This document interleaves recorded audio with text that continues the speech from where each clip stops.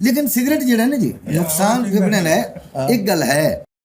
ਕਦੀ ਕਦੀ ਸਿਗਰਟ ਤੇ ਬੰਦਾ ਇਹੋ ਜੀ ਗੱਲ ਲਿਖ ਜਾਂਦਾ ਹੈ ਕਿਉਂਕਿ ਜਿਹੜੇ ਹੁੰਦੇ ਨੇ ਜੀ ਸ਼ਾਇਰ ਇਹ ਬਣਾਇਆ ਨਹੀਂ ਜਾਂਦਾ। ਹਾਂ ਇਹਨਾਂ ਤਾਂ ਇਹ ਬਣ ਕੇ ਆਉਂਦਾ ਹੈ। ਸੱਚੀ ਗੱਲ। ਅੱਛਾ ਸਿਗਰਟ ਵੇਖੋ ਨਾ ਜੀ ਮੈਂ ਇੱਕ ਦੋੜਾ ਲਿਖਿਆ ਹੈ ਸਿਗਰਟ ਤੇ ਲੇਕਿਨ ਗੱਲ ਜਿਹੜੀ ਇਹਨਾਂ ਲੱਗਦਿਆਂ ਦੀ ਜਿਵੇਂ ਅੱਜ ਕੱਲ ਤੁਸੀਂ ਦੱਸਦੇ ਨਾ ਬੰਦੇ ਵੇਖਣ ਹੋਰ ਹੁੰਦੇ ਨੇ ਕੱਲ ਦੀ ਗੱਲ ਇੱਕ ਬੰਦਾ ਹੋਰ ਸੀ ਵੇਖਣ ਫਿਰ ਹੋਰ ਨਿਕਲਿਆ ਜੀ। ਅੱਛਾ वादे तो होंगे ही है ना तोड़ नहीं बांधते जी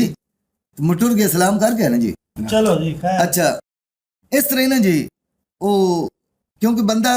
शौकत साहब जदों दूरों वेखी ना जी क्या बात है उदों जदों करीब तो होके बंदे ने वेखी ना जी उदों बंदा और होंदा सही गल। इस वास्ते है जी कि सारी जिंदगी सिदक मुनाफा जाता है हाँ मुड नुकसान दा सिगरेट वाह सारी जिंदगी सिदक मुनाफा जाता है हाँ मुड नुकसान दा सिगरेट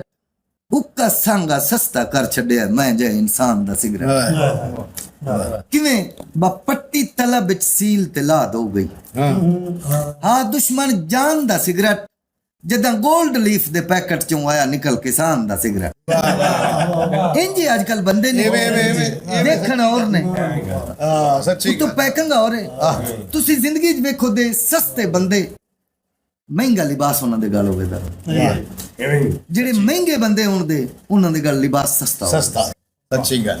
ਜੇ ਇਨਸਾਨ ਹੈ ਤੇ ਮੁੜ ਲਿਬਾਸ ਨਹੀਂ ਜੇ ਲਿਬਾਸ ਹੈ ਤੇ ਮੁੜ ਇਨਸਾਨ ਵਿੱਚ ਕੋਈ